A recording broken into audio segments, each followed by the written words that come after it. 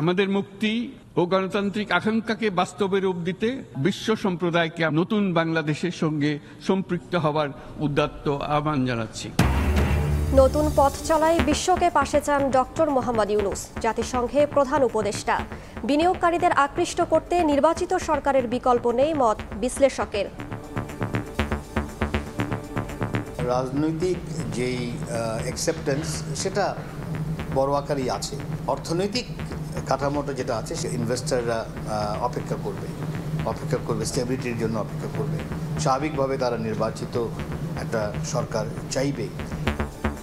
অন্তর্বর্তী সরকারের সমর্থনে নিউ ইয়র্কে বিএনপির সমাবেশ, দ্রুত নির্বাচনের আহ্বান।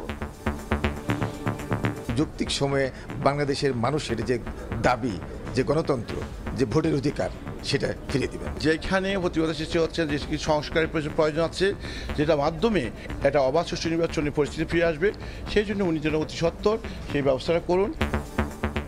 দেশেও সাংগঠনিকভাবে তৎপর হচ্ছে বিএনপি। গাজীপুর ও ঝিনাইদহে বিকেলে সমাবেশ। দেখছিলেন প্রধান শিরোনাম। দুপুরের সময় সঙ্গে আছি আমি রাইসা জান্নাত। এবার অন্যান্য শীর্ষ সংবাদ।